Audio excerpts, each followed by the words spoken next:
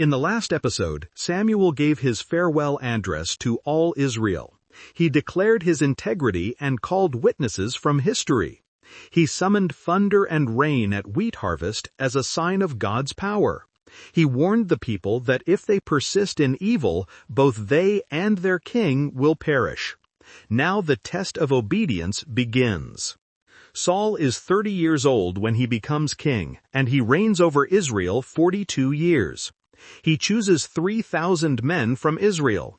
2,000 are with him at Michmash and in the hill country of Bethel, and 1,000 are with Jonathan at Gibeah in Benjamin. The rest of the men he sends back to their homes. Jonathan attacks the Philistine outpost at Geba, and the Philistines hear of it. Jonathan strikes the first blow. He is bold. He acts while his father gathers forces. Then Saul has the trumpet blown throughout the land and says, "Let the Hebrews hear." So all Israel hears the news. Saul has attacked the Philistine outpost, and now Israel has become obnoxious to the Philistines. Israel is committed to war. There is no turning back. And the people are summoned to join Saul at Gilgal. Gilgal, where the kingship was renewed, where Samuel had warned them. The Philistines assemble to fight Israel, with 3,000 chariots, 6,000 charioteers, and soldiers as numerous as the sand on the seashore. 3,000 chariots, 6,000 horsemen, soldiers without number. The Philistines have come in force. They go up and camp at Michmash, east of Beth-aven. When the Israelites see that their situation is critical and that their army is hard-pressed, they hide in caves and thickets, among the rocks, and in pits and cisterns. The people scatter. They hide wherever they can. The army is melting away. Some Hebrews even cross the Jordan to the land of Gad and Gilead. They flee across the river. They abandon Saul. Saul remains at Gilgal, and all the troops with him are quaking with fear. Fear has taken hold. The king waits. The army trembles. He waits 7 days, the time set by Samuel, but Samuel does not come to Gilgal, and Saul's men begin to scatter. 7 days. Samuel had set the time. The prophet does not appear. The army is dissolving. So Saul says, "Bring me the burnt offering and the fellowship offerings." The king will not wait longer. He will offer the sacrifice himself. And Saul offers up the burnt offering. He takes the priestly function upon himself. He offers what only a priest should offer. Fear has driven him past the boundary. Just as he finishes making the offering, Samuel arrives. At the very moment he finishes, Samuel appears. Saul goes out to greet him. Samuel asks, "What have you done?" The question cuts. "What have you done?" Saul replies, "When I saw that the men were scattering, and that you did not come at the set time, and that the Philistines were assembling at Michmash, I thought, now the Philistines will come down against me at Gilgal, and I have not sought the Lord's favor. So I felt compelled. The army was leaving. You were late. The enemy was gathering. I had to act." Samuel says, "You have done a foolish thing. You have not kept the command the Lord your God gave you. If you had, he would have established your kingdom over Israel for all time. But now your kingdom will not endure. The Lord has sought out a man after his own heart and appointed him ruler of his people, because you have not kept the Lord's command." The sentence is passed. Saul's dynasty ends before it begins. Another has been chosen. The kingdom will not endure. Saul could not wait. He could not trust when he could not see. The fear that made him hide at Mizpah has made him grasp at Gilgal. Then Samuel leaves Gilgal and goes up to Gibeah in Benjamin, and Saul counts the men who are with him. They number about 600. 600. From 300,000 at Jabesh-Gilead to 600 here. The army has vanished. Saul and his son Jonathan and the men with them are staying in Gibeah in Benjamin, while the Philistines camp at Michmash. The Philistines send out raiding parties in 3 directions. They plunder the land. Israel has no weapons. Not a blacksmith can be found in all Israel, because the Philistines have said, otherwise the Hebrews will make swords or spears. Israel is disarmed. They have no swords, no spears. Only Saul and Jonathan have weapons. One day Jonathan says to his young armor-bearer, "Come, let us go over to the Philistine outpost on the other side." Jonathan does not tell his father. He goes out secretly. He acts in faith while his father waits in fear. Jonathan says to his armor-bearer, "Come, let us go over to the outpost of those uncircumcised men. Perhaps the Lord will act in our behalf." Nothing can hinder the Lord from saving, whether by many or by few. Perhaps the Lord will act. Jonathan trusts. He steps forward into uncertainty with hope. Jonathan embodies what kingship in Israel should look like. Bold faith, trust in God's power rather than numbers, willingness to act when the moment demands it. He is everything his father is not. The tragic irony is that this son who demonstrates royal character cannot inherit the throne his father is losing. The armor-bearer replies, "Do all that you have in mind. Go ahead, I am with you heart and soul." Jonathan climbs up on his hands and feet, and the Philistines fall before him. His armor-bearer follows and kills behind him. In that first attack, Jonathan and his armor-bearer killed some 20 men in an area of about half an acre. 20 men fall, and then panic strikes the camp. Then panic strikes the whole army, those in the camp and field, and those in the outposts and raiding parties, and the ground shakes. It is a panic sent by God. A divine panic. The ground trembles. The Philistines turn on each other. Saul's lookouts see the Philistine army melting away in all directions. Saul musters his men and joins the battle. The Lord rescues Israel that day. Victory comes, but it comes through Jonathan's faith, not Saul's leadership.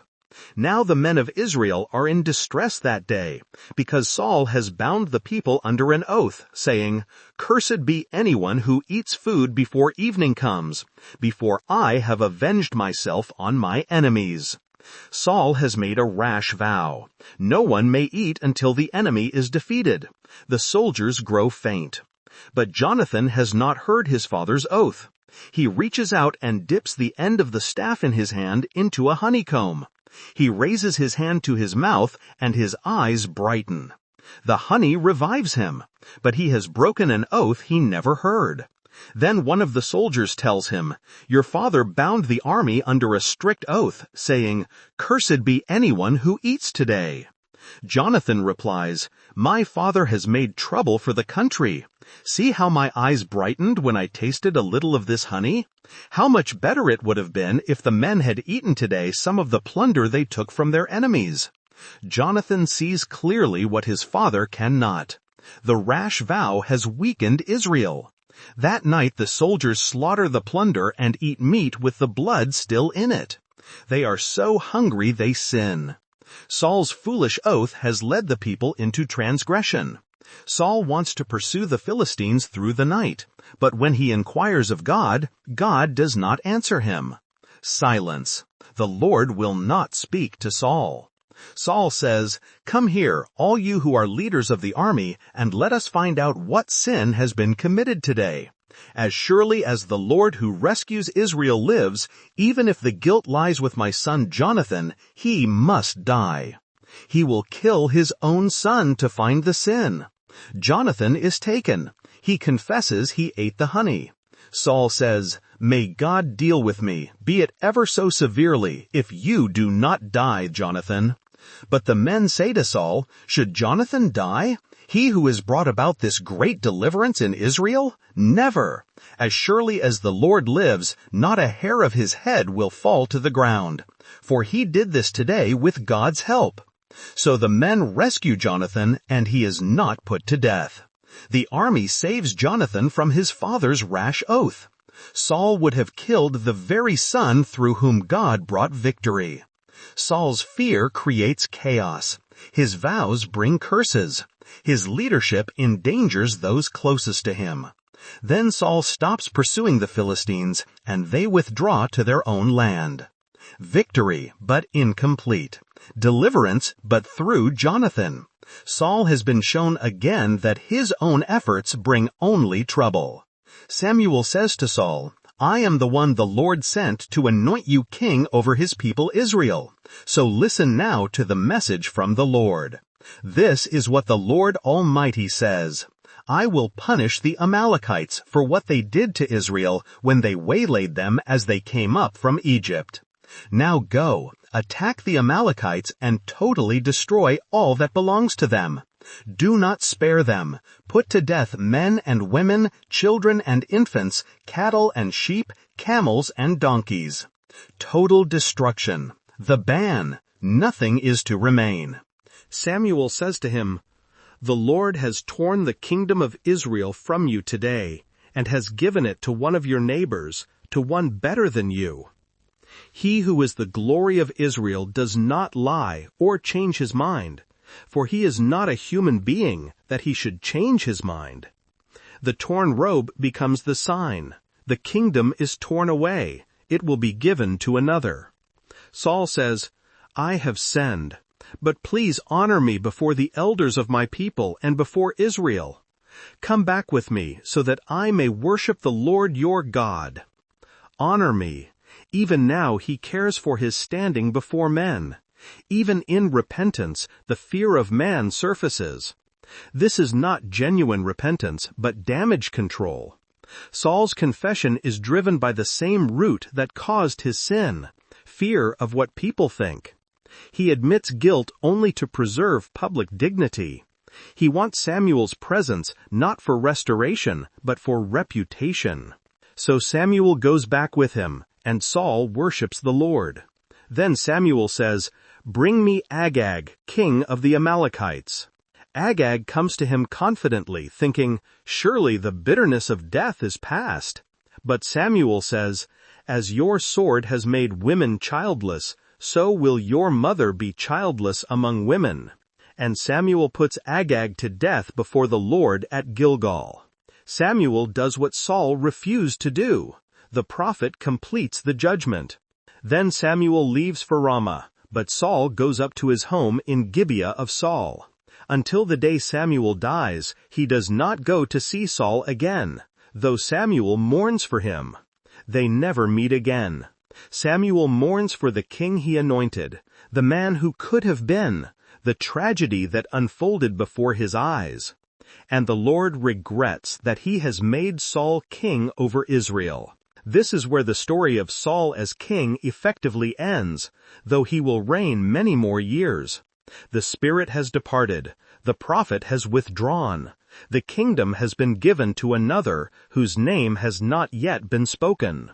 Saul began as a humble man, small in his own eyes, searching for his father's donkeys. He ended as a king who built monuments to himself while disobeying God. Fear, not faith, drove his decisions. Self-preservation, not obedience, shaped his choices. One flaw runs through every failure, the fear of man. It made him hide at his coronation. It made him sacrifice at Gilgal when the army scattered. It made him spare Agag and the livestock when the soldiers wanted plunder. It made him seek public honor even while confessing sin. This is Saul's tragedy. He never stopped caring what people thought more than what God commanded. The man who hid at Mizpah never stopped hiding. He hid behind the soldiers when confronted with disobedience. He hid behind sacrifice when obedience was required. He hid behind excuses when the truth demanded confession. Thank you for listening to this series about Samuel and Saul. It began with a barren woman's prayer and ended with a prophet's tears. It moved from the birth of hope to the death of a dynasty. Samuel heard God's voice and spoke faithfully. Saul heard God's command and chose his own way. The Lord sought out a man after his own heart. That man's story begins where this one ends. But the shadow of Saul falls long across the pages that follow, a warning of what happens when a leader cannot trust the God who called him.